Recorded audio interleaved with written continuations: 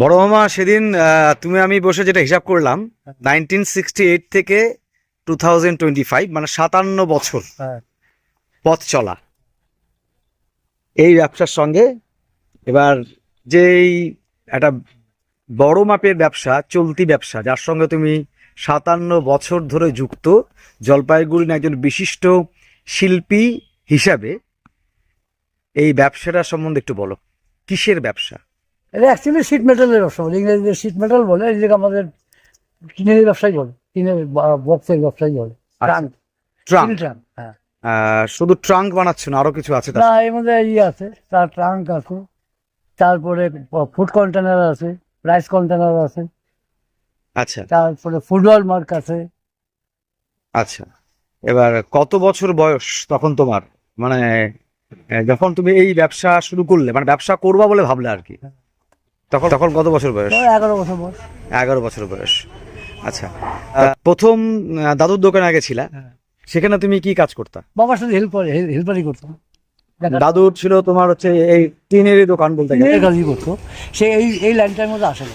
আচ্ছা, দাদু ঝালাইয়ের কাজ করতো কংগ্রেস পাড়ার মোড়ে দোকানে। তুমি সেখানে প্রথম দাদুর কাছ থেকে কাজ শিখলা বলা যায়। তারপরে আস্তে আস্তে করে এই ব্যবসায় কবে আসলা? এই ব্যবসাতে আমি ফার্স্ট আসি হলো যে 68-এর ফ্লাডের পরে। তখন মনে হলো যে আলাদা করে ব্যবসা করবো, আলাদা ব্যবসা করি। প্রথম তখন কি দিয়ে শুরু করলা? প্রথম শুরু করি আমি ইয়েতে, এই স্টিল ট্রাঙ্ক দিয়ে। Steel trunk? নিজের নাকি সরকারি টেন্ডার পেয়েছিলা? না, প্রথম নিজে তৈরি করি, তারপর সরকারি টেন্ডারে। আর নিজে তৈরি করে তখন সাপ্লাই কোথায় দিলা? এই লোকালে। ও নিজে টিন কিনলা? হ্যাঁ, ক্যাপিটাল দিয়ে? হ্যাঁ, টিন কিনে বানাইলা? হ্যাঁ। তখন বানাইলা কোথায়? দাদুর দোকানে নাকি? দোকানে না, দোকান তখন সেপারেট করে দিয়েছি। তখন তো বাসার দোকানটা তুমি করলা? হ্যাঁ, সেপারেট করে। তারপরে তুমি ওখান থেকে বানিয়ে সাপ্লাই দিতে লাগলা। হ্যাঁ। এরকম কত বছর চললো মোটামুটি আইডিয়ায়? আইডিয়াতে মোটামুটি 80 পর্যন্ত চলছিল এইভাবে, মানে প্রায় 12 বছর। 12 বছর। তারপরে তুমি সরকারি টেন্ডার পেলা কবে? 81-র পরে। 81-র পর?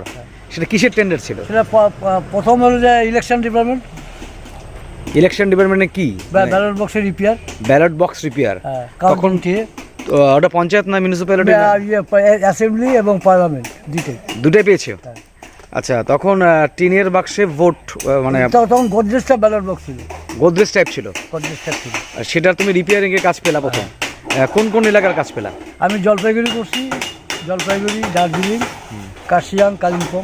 তখন আলিপুর শহর ছিল জলপাইগুড়ি? হ্যাঁ, জলপাইগুড়ি, আলিপুর। হ্যাঁ, আলিপুর শহর ছিল, সেখানকার পুরো কাজটা তুমি করলা, রিপেয়ারিং এর কাজ। এবার এই যে গোদরেজ লক, মানে তখনকার যে ব্যালট বক্স, সে গোদরেজ লকের কাজ তুমি শিখেছো কোত্থেকে?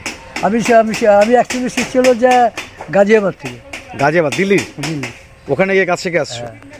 আর দিল্লির যাতায়াত তোমার কি তখন থেকে মোটামুটি শুরু হলো? হ্যাঁ, তখন থেকে। তাহলে 81-তে প্রথম তুমি গভর্নমেন্ট টেন্ডার পেলে এবং ইলেকশনের কাজ করলা, ইলেকশনে ব্যালট বক্সে রিপেয়ারিং। তারপরে বামফ্রন্ট সরকার যখন আসলো, তখন পঞ্চায়েতে ব্যালট বক্স পেলাম। পঞ্চায়েত ব্যালট বক্স পেলাম? কোন এলাকা? জলপাইগুড়ি ডিস্ট্রিক্ট, উত্তর দক্ষিণ দিনাজপুর, কুচবিহার। মালটা বানালা কোথায়? জলপাইগুড়িতে লোকাল তৈরি করে ওখানে পাঠালা? হ্যাঁ। ওরা কি ডিজাইনে নিয়ে গেছে ইলেকশন কমিশন? ইলেকশন অফিস থেকে নিয়ে গেছে। ডেলিভারি আমার ছিল না। আচ্ছা, আমার ফ্যাক্টরি ডেলিভারি ছিল। আচ্ছা, ফ্যাক্টরি ডেলিভারি থেকে ওরা নিয়ে চলে গেল। তারপরে ইলেকশনের কাজ করা শুরু করলাম। এটা মোটামুটি চললো প্রায় 90 অবধি, তাই তো? আচ্ছা, তারপরে আরেকটা জায়গার সঙ্গে তুমি যুক্ত হলো, সেটা হচ্ছে গ্যাসের। হ্যাঁ, গ্যাসের উনান বা চুল্লি তৈরি করা, রিপেয়ারিং, অল ইন অল তুমি, এবং সেখানে তোমার দারুণ ইনোভেশন আছে, নতুন নতুন কাজও আছে। তো এই গ্যাসের চুল্লি করার কাজটা তুমি শিখলা কোত্থেকে? দিল্লি থেকে? আচ্ছা, আচ্ছা। তারপরে তুমি তোমার ফ্যাক্টরিতে গ্যাসের চুল্লি তৈরি করা শুরু করলা। আর এরপরে টেন্ডার পেলা হচ্ছে বিএসএফ। সেটা কবে নাগাদ মোটামুটি? 2001-এ বিএসএফ এর টেন্ডার পেলা। আমাদের রানীনগরের রানীনগর পাইছি, তারপরে রাধাবাড়ি। আচ্ছা, কদমতলা। ওখানে কি গ্যাসের চুল্লি তৈরি না রিপেয়ারিং ছিল? না, তৈরি করে সাপ্লাই করছি এবং রিপেয়ারও করি। রিপেয়ার এখনো করতেছি, তখনও করতাম। প্লাস হলো ফুটবল মার্ক, বিএসএফ এর যেটা। মানে তুমি তাহলে স্টেট গভর্নমেন্ট, ইলেকশন কমিশন এবং সেন্ট্রাল গভর্নমেন্ট, তিনটা জায়গায় তুমি কাজ করেছো এবং করছো। আচ্ছা, আর হচ্ছে ওদের যে গ্যাসের চুল্লিগুলো, সেন্ট্রাল গভর্নমেন্টের কাজ, সেই গ্যাসের চুল্লির সঙ্গে আমাদের গ্যাসের চুল্লি পার্থক্যটা কিরকম? আমাদের তো ডোমেস্টিক, কমার্শিয়াল, ওটা কমার্শিয়াল। কমার্শিয়াল। আর এবার তোমার কারখানাটা কোথায়? কারখানা তুমি দুই জায়গায় গোডাউন আছে, তার পাশাপাশি কারখানার অ্যাড্রেসটা বলো। কারখানা পান্ডাপাড়া কালীবাড়ি চেকপোস্ট বলে এটাকে। কালীবাড়ি চেকপোস্ট, এই যে আমার কারখানা দেখতে পাচ্ছি এখানে। তোমার কারখানা কত বছরের কারখানা এটা মোটামুটি? কারখানা এখানেও প্রায় 14-15 বছর। 14-15 বছরের কারখানা। এখানে তুমি জায়গা কিনে, জায়গাটা তোমার? জায়গা না, আমি একজনের কাছে ভাড়া নিয়ে জায়গাটা তুমি এখানে কারখানা করেছো। আচ্ছা, এখন তো এই মুহূর্তে তুমি কি বানাচ্ছো এই আজকের দিনে দাঁড়িয়ে? এখন হচ্ছে সেটা rice container, government of West Bengal, ICDS এর রাইস কন্টেনার, এগুলো এখান থেকে সাপ্লাই যাবে। আচ্ছা, এবার আরেকটা বিষয়, সেটা হচ্ছে যে টিন। তোমার কাজের আরেকটা বিষয় বলি, সেটা হচ্ছে যে জলপাইগুড়ি সহ বিভিন্ন জায়গায় তুমি এতগুলো কাজ করেছো, central government, state government, election commission, বিভিন্ন জায়গায়, মানে রাঘব বোয়ালদের সঙ্গে টক্কর দিয়েছো। সেই ক্ষেত্রে তোমার কাজের কোয়ালিটি নিয়ে কোনো কম্প্রোমাইজ তুমি করো না। এবার কাজের এত সুন্দর কাজ এবং তোমার নিখুঁত কাজ, যেটা বলবো আমি, এই বিষয়টা একটু বলো, মানে কাজটা কিরকম হওয়া উচিত? না, কাজটা আমার অ্যাকচুয়ালি আমার দোকানে যেসব জিনিস তৈরি হয় সেগুলো আমি বাজার থেকে আমার কাছে একটু যা কস্টলি পড়ে, কিন্তু আমি কোয়ালিটির সাথে কম্প্রোমাইজ করি না, কোয়ালিটি ঘাটাতে রাজি না। আচ্ছা, এটা আমার মেন উদ্দেশ্য। এবং তাতে তুমি সফল? হ্যাঁ, তাতে আমার যা অর্ডার থাকে, লোকাল এবং বাইরের যা অর্ডার থাকে, তাতে আমার হয়ে যায়। আচ্ছা, আর তোমার টিন তুমি কোত্থেকে আনো? আমার বিভিন্ন জায়গার থেকে, কলকাতা থেকে আসে, শিলিগুড়ি থেকে আসে, কোনো সময় ঝাড়খণ্ড থেকে নিয়ে আসি, যেখানে একটু চিপ পাই সেখান থেকে। আচ্ছা, আর প্রায়শই তুমি দিল্লি যাচ্ছ? হ্যাঁ, দিল্লির সঙ্গে তোমার একটা আলাদা যোগাযোগ আছে। দিল্লির কাজ তুমি কেমন দেখছো? জলপাইগুড়ির তুমি একজন শিল্পী, দিল্লির সাথে আমাদের নর্থ বেঙ্গলের তুলনা হবে না, বিকাল বলে লাভ নেই। ওটা দিল্লি। আচ্ছা, ও নিত্য আপগ্রেড ওইখানে হয়। আচ্ছা, প্রতিদিন ওদের আপগ্রেডেশন হচ্ছে? আপগ্রেডেশন হবে, সেই কারণে মাঝে মাঝে যাইতে হয়, কোনো রকম নতুন কিছু বাজালো কিনা। আচ্ছা, কোনো নতুন নতুন গ্যাসের কোনো রকম কিছু হইলো কিনা, সেই জন্য যাওয়া। প্লাস নিজেরও একটু ট্রিটমেন্টের ব্যাপার আছে।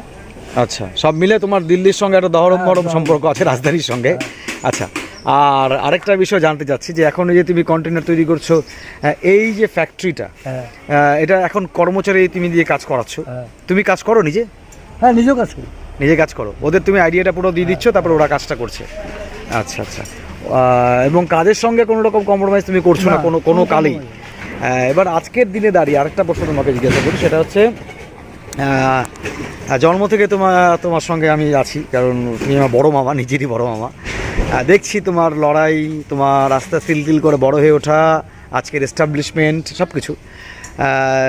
আজকের যে জেনারেশন, নতুন প্রজন্ম যারা বড় হয়ে উঠছে, পড়াশোনা করছে, বা তাদের সম্পর্কে, তাদের উদ্দেশ্য তুমি কী বলো? তারা কীভাবে চলবে এটা একটু বলো।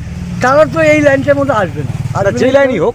হ্যাঁ, তারা এই লাইনটা টেকনিক্যাল লাইনে আসতে চায় না। কারণ ব্যাপার যদি, তুমি কি টেকনিক্যাল লাইন প্রেফার করো? হ্যাঁ, আমি প্রেফার করি, কারণ এটা নিজের গিফটের ব্যবসা। আচ্ছা, যদি সে যদি একটা লোক যদি মনে করে যে এই ব্যবসা করে সে দাঁড়াবে, সে দাঁড়াতে পারে। আচ্ছা, তার যদি টেন্ডেন্সি ভালো থাকে, টেন্ডেন্সি যদি গুড না থাকে, সে শোনা ব্যস্ত তার লস হবে। আচ্ছা, আরেকটা বিষয়, জলপাইগুড়ির ইঞ্জিনিয়ারিং কলেজে তুমি কাজ করেছো। হ্যাঁ, কি কাজ করেছো ওখানে? ওটা পলিউশন সেপারেটর তৈরি করছে। পলিউশন সেপারেটর তৈরি করছে? তুমি তৈরি করেছো? হ্যাঁ।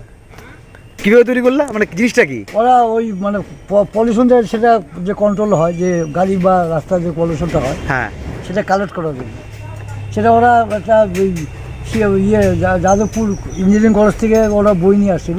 আচ্ছা, সেটাকে বাস্তব ওরা দিয়েছিল, ছোটো একটা একটা ফটো দিয়েছিল, সেটাকে বাস্তব ওরা, যার জন্য ইঞ্জিনিয়ারিং কলেজ থেকে আমরা সার্টিফিকেট দেওয়া আছে, লেখা আছে কী কী করা আছে না করা আছে, সব লিখে দিই। আর প্রধানমন্ত্রীর একটা যোজনা কমিশনে তুমি কাজ করেছো, সেটা কি ছিল? সেটা এই ট্রাঙ্কের ব্যাপারে ছিল, সার্টিফিকেট সব তুমি রেখে দিয়েছো? হ্যাঁ। আচ্ছা আচ্ছা, তাহলে এই যে ফ্যাক্টরি তুমি এখানে গড়ে তুলেছো, বা এই যে এতদিন ধরে কাজ করছো, হ্যাঁ, আজকের দিনে দাঁড়িয়ে 2025 আজকের দিনে দাঁড়িয়ে প্রান্তোষ বণিক কি মনে করছে, জীবনটা সফল নাকি আরও কিছু পাওয়া বাকি থাকলো? না, আমার যা কোয়ালিফিকেশন, আমার যা তার থেকে আমি অনেক বেশি বলি। আচ্ছা, এবং মনে হচ্ছে আমি ভাবতেও পারি না যে আমি এই জায়গায় আসবি। আচ্ছা, তো তুমি এটাও বলে রাখি, নিজের বড় মামা বলে বলছি না, তুমি সেরকমভাবে হয়তো একাডেমিক পড়াশোনাটা করে উঠতে পারোনি, না। তুমি ইঞ্জিনিয়ার না, অথচ ইঞ্জিনিয়ারিংয়ে কাজ করছো। হ্যাঁ। তুমি মাপঝোঁকের বিষয়ে ওইভাবেও তুমি পড়াশোনা করোনি, না। অথচ তোমার মাপঝোঁক ইঞ্চিতে ইঞ্চিতে বলবো না, মিলিমিটারে মিলিমিটারে তুমি মিলাই মিলাই দাও। দেবো। হ্যাঁ, এবং তার পাশাপাশি এই যে কাজ করছো এখন অবধি কোনো মালের ডিসপুট না, কেউ dispute বলতে বা পারবে না, ই করে। কেউ বলতে পারেনি। তাই স্বয়ং বিশ্বকর্মার আশীর্বাদ তোমার উপরে আছে। কাজেই জলপাইগুড়িতে খুব মুষ্টিমেয় মানুষ তোমরা আছো যারা এই ধরনের কাজগুলোর সঙ্গে যুক্ত। আমার বাবাও ছিলেন এক সময়, কাঁসা পিতল নিয়ে বাবাও কাজ করে গেছেন। তো সব কিছু মিলিয়ে তোমরা খুব ভালো থাকো, নতুন প্রজন্মের কাছে তোমরা একটা আদর্শ হয়ে ওঠো যে এভাবেও জীবনটাকে সফল করা যায়, এভাবেও অর্থ রোজগার করা যায়, সাকসেস হওয়া যায়। থ্যাংক ইউ মামা। চল